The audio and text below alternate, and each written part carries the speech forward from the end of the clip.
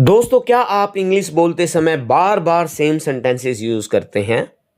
Fluent speakers अलग दिखते हैं क्योंकि वो एडवांस्ड फ्रेजेस यूज करते हैं, सिंपल वर्ड्स नहीं।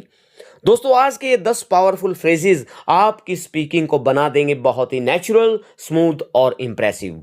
और हाँ, ध्यान से देखिए, आखिरी फ्रेज आपकी पर्सनैलिटी को नेक्स्ट लेवल का बना देगी। चलिए दोस्तों, आज की वीडियो शुरू करते हैं। जब आप कहना चाहें मुझे इससे फर्क नहीं पड़ता, तो आप यूज कीजिए इट डजंट बॉदर मी, जिसका मतलब होता है मुझे फर्क नहीं पड़ता, यानी केयर न करना। इसका एग्जाम्पल देखिए, it doesn't bother me what people से, यानी लोगों की बातों से मुझे कोई फर्क नहीं पड़ता। अगली फ्रेज देखिए, जब आप कहना चाहें यह मेरे लिए ठीक है, तो आप इस्तेमाल कीजिए इट वर्क्स फॉर मी, और इसका मतलब होता है यह मेरे लिए ठीक है, यानी एक्सेप्ट करना।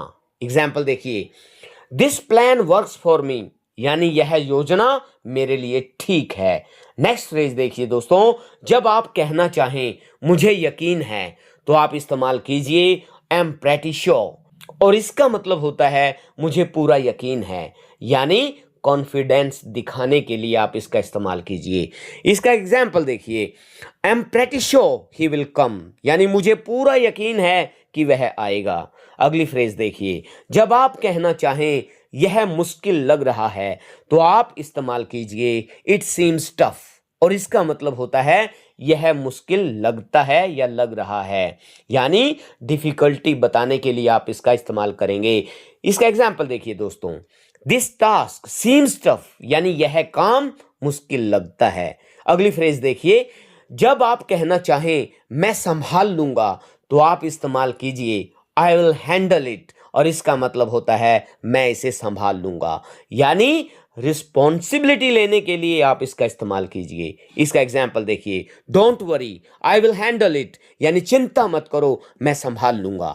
अगली फ्रेज है दोस्तों, जब आप कहना चाहते हो कोई बड़ी बात नहीं, तो आप इस्तेमाल कीजिए it's not a big deal, और इसका मतलब होता है यह बड़ी बात नहीं है, यानी सिचुएशन को हल्का करने के लिए, हल्का दिखाने के लिए आप इस्तेमाल कीजिए। और इसका एग्जाम्पल देखिए, it's not a big deal relax, यानी यह कोई बड़ी बात नहीं है, आराम करो। अगली फ्रेज है दोस्तों, जब आप कहना चाहते हैं मैं सहमत हूं, तो आप इस्तेमाल कीजिए दैट मेक्स सेंस, और इसका मतलब होता है यह सही लगता है, यानी एग्रीमेंट दिखाने के लिए आप इसका इस्तेमाल कर सकते हैं। इसका एग्जाम्पल देखिए, यस दैट मेक्स सेंस, यानी हाँ यह सही लगता है। दोस्तों, नेक्स्ट फ्रेज देखिए, जब आप कहना चाहते हैं मैं समझ गया, तो आप इस्तेमाल कीजिए आई गेट योर पॉइंट, और इसका मतलब होता है मैं आपकी बात समझ गया, यानी अंडरस्टैंडिंग दिखाने के लिए आप इसका इस्तेमाल करेंगे। इसका एग्जाम्पल देखिए, I get your point now, यानी मैं आपकी बात समझ गया। नेक्स्ट फ्रेज है दोस्तों, जब आप कहना चाहते हैं मुझे समय चाहिए, तो आप इस्तेमाल कीजिए गिव मी अ मोमेंट, और इसका मतलब होता है मुझे थोड़ा समय दें, यानी टाइम मांगने के लिए आप इसका इस्तेमाल करेंगे। इसका एग्जाम्पल देखिए, give me a moment to think, यानी मुझे सोचने के लिए थोड़ा समय दें।